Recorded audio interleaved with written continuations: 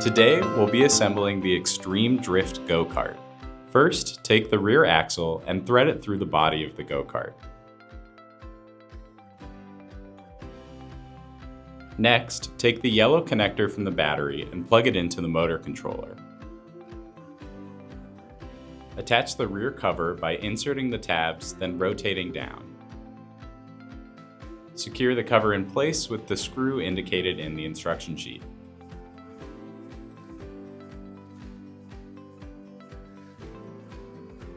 Next, we'll install the seat. Start by unclipping the seat belt. Next, take the seat and thread the seat belt through the holes in the two bottom corners.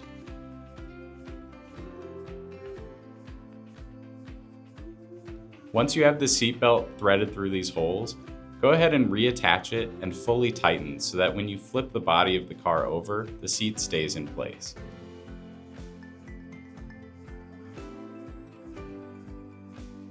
Grab your seat mounting bracket, noting that there's an arrow on the bottom indicating which side should face towards the front of the car. Place the bracket on the two exposed screw bosses from the seat. Once you have the bracket seated in place, attach it using the two screws as shown in the instruction sheet. Make sure that these screws are fully tightened down so that your seat is secure.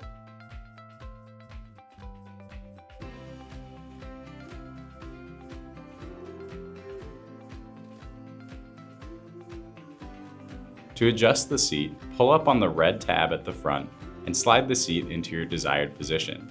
Make sure that tab snaps back down so the seat is secure. Next, we'll assemble the steering linkage for the go-kart.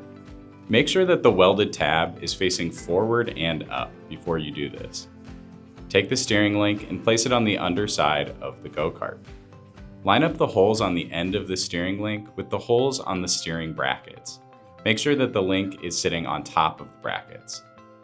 Attach those two parts together using the hardware indicated in the instruction sheet. The important thing here is the order. We're going to have the screw on top, the washer in between the two parts, and finally the nut on the bottom.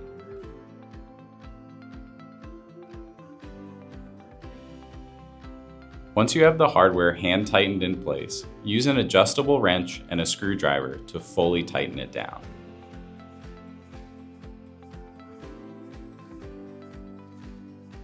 Attach the other side of the steering assembly in the same way. Next, place the tube of the steering cowl into the tube on the body of the go-kart. Grab the indicated hardware from the instruction sheet. Then line up the holes on the tube of the cowl and the body of the go-kart. Place the screw through the hole and hand tighten the nut on the other side.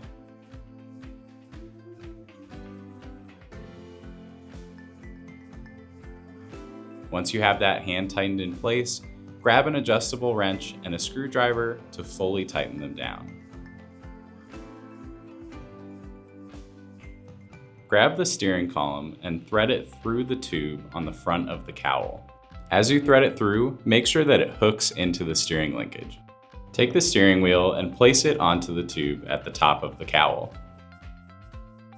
Line up the holes, then take the nut and place it into the hexagonal side of the steering wheel.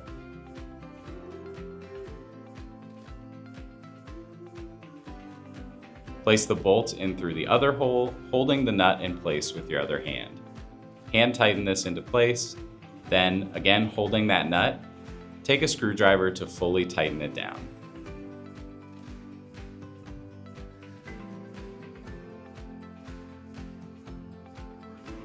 Time to assemble the front wheels. Take each front wheel and slide it over the front axles. Once those are in place, take the large washer, place it over the end of the axle, and thread on the included nut. Once you've threaded this on by hand, take an adjustable wrench to fully tighten it down on both sides of the go-kart.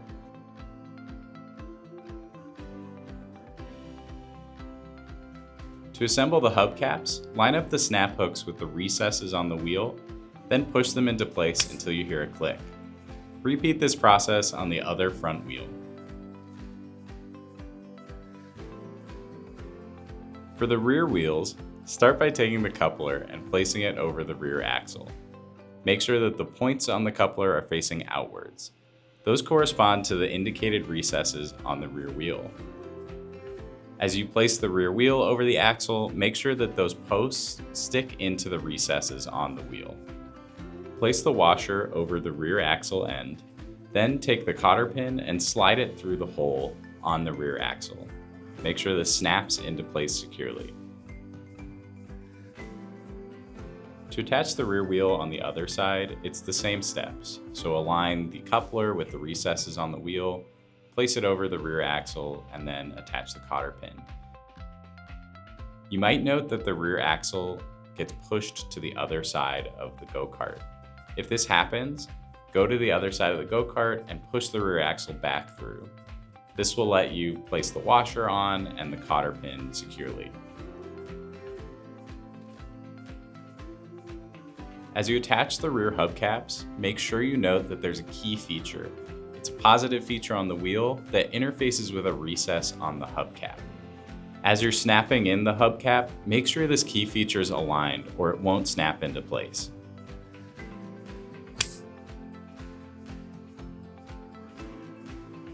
Repeat this process on the other side of the go-kart.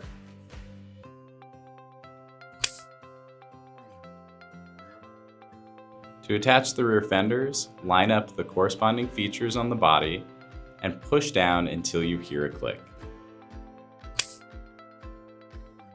Repeat this for the other fender.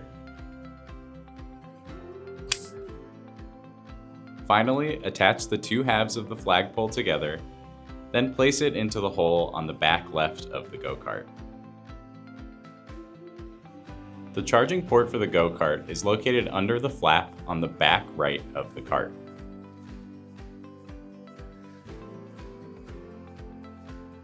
Plug the charger into the outlet and make sure that the indicator LED switches from green to red.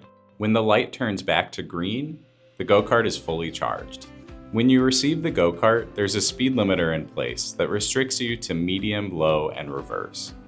If you'd like, you can remove this speed limiter to access high speed.